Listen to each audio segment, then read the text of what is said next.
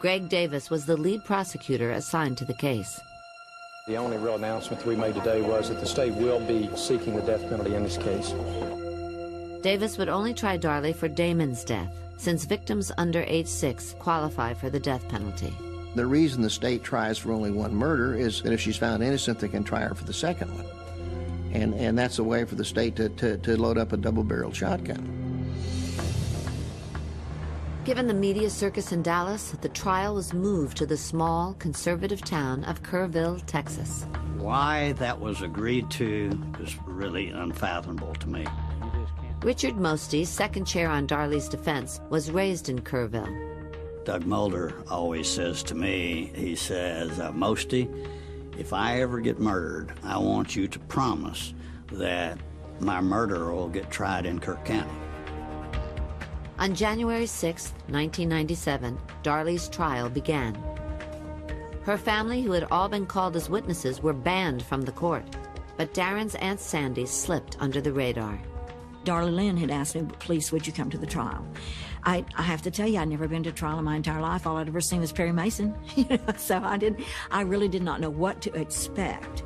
So everyone's behind Darlie 100%. She had no one in that courtroom other than me that she could turn and look to. True crime novelist Barbara Davis, who would later publish a book about the case, was also in the courtroom. Greg Davis is an extremely dynamic prosecutor. He had a way of making you believe what he said was the God's truth. He began painting Darlie as materialistic, a buxom blonde, all worried about her own self and how she looked, and a temptress, so to speak. Greg Davis constantly portrayed her as a psychopath.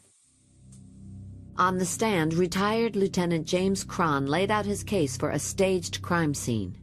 Jewelry left on the kitchen counter, the murder weapon suspiciously moved, and a slashed window screen in the garage. Burglars, intruders don't usually cut a screen because they know you just can pry a screen off very easily. I think it's just a part of staging.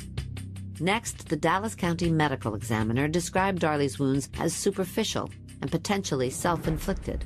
They didn't go deep, and it was just a straight slice across this way, and that's why we call them superficial wounds.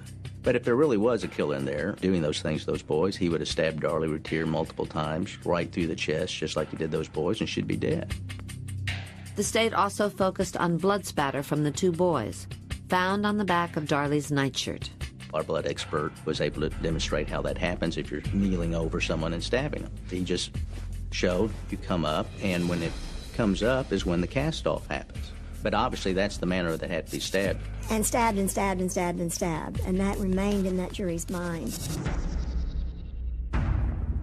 For Darlie's defense, Doug Mulder called two doctors, one who said Darlie was suffering from traumatic amnesia, and another who felt Darlie's wounds had not been self-inflicted. Mulder also focused on the 911 call from the night of the murders. The 911 tape, when I heard it, I was very convinced that she was an hysterical mother. But all of a sudden, Darlie was worried about touching a knife. There's a knife, don't touch anything. Okay, it's all right, it's okay. We got the first baby. What grieving mother would even think of that? She went from being a victim in their eyes to a murderer of two little children. Finally, prosecutors showed the jury a news report shot 8 days after the slayings. Happy birthday to you. For some, this may seem a strange thing to do in an odd place and time. Happy birthday, dear Devin. Singing happy birthday in a cemetery to a son who was brutally stabbed to death just over a week ago. Love you, Devin and Damon. It was one of the strangest things I'd ever seen. Not how you'd expect a mother whose boys had been brutally murdered to act, to grin, to smack gum, and to shoot silly string. My gut reaction was what I think the majority of the public was. How could a mother who just lost her two sons do something like that? And the cameras were there to capture it, and I think that sealed her doom. During deliberations, the jury asked to see the silly string videotape 9 times. And after only 8 hours, they returned with their unanimous verdict: guilty.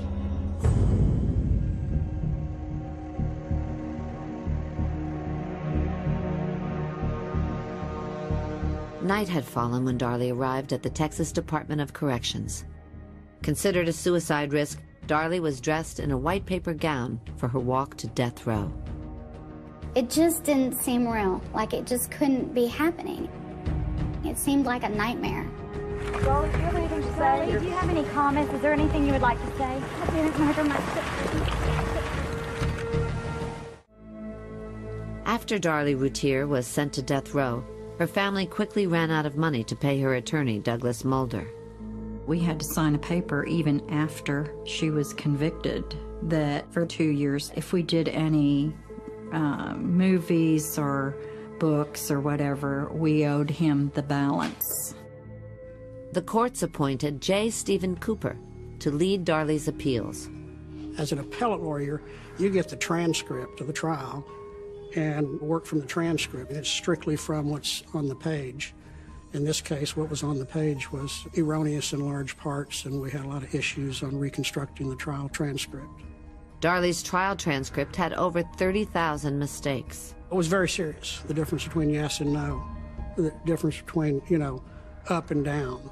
And I'd never seen that before in 25 years of practicing law. When Sandra Halsey, the court reporter for Darlie's trial, was questioned, she pled the Fifth Amendment.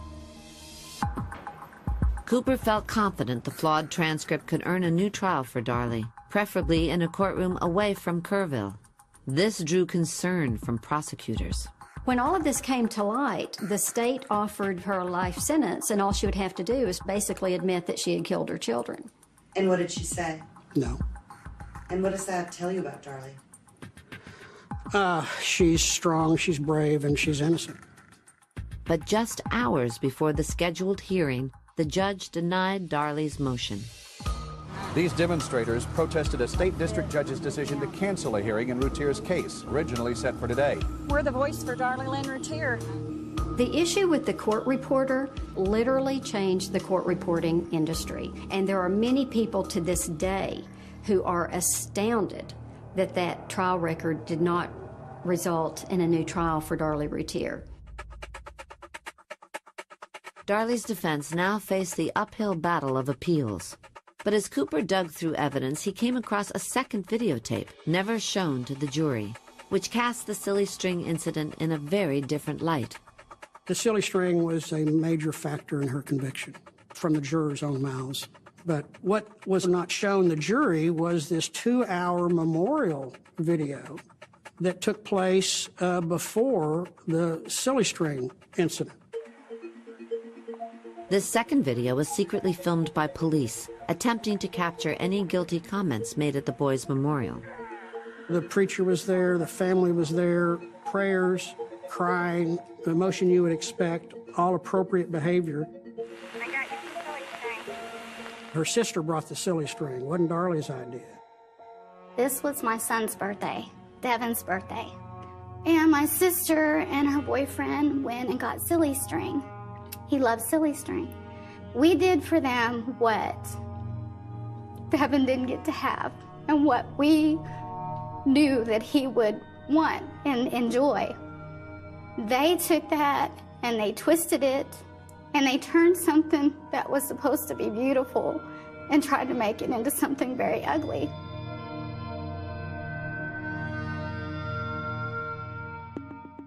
When Doug Mulder brought up the tape during the trial, the detectives who were asked about it pled the Fifth.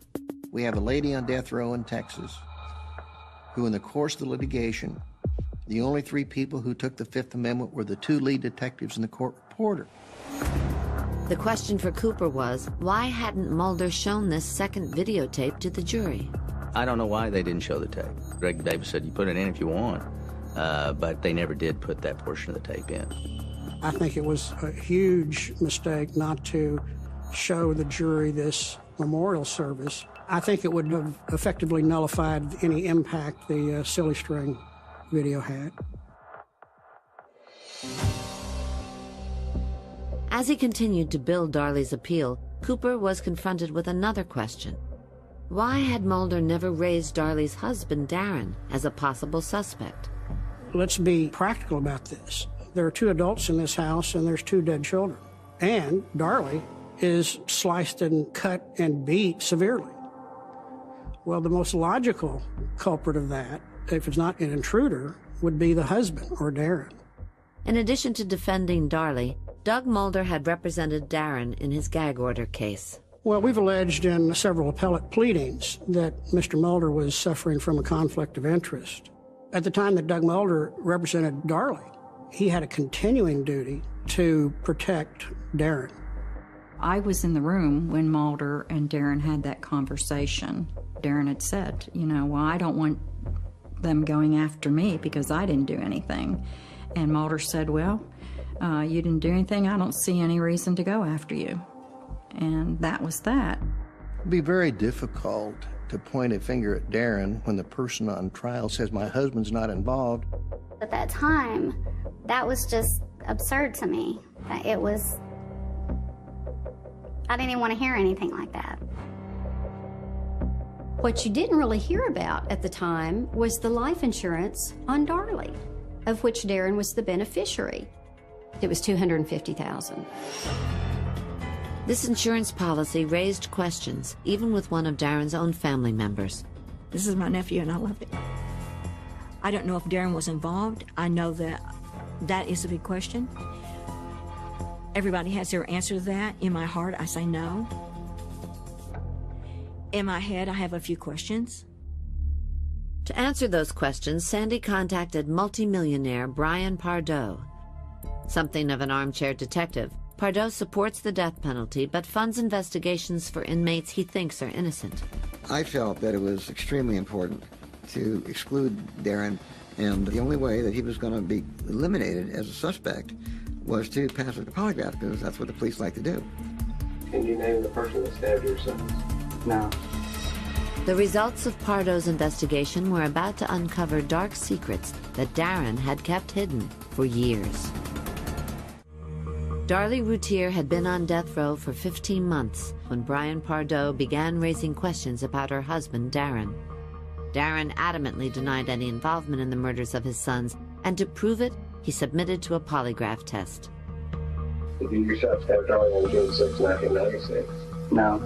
The polygraph examiner was with the police department.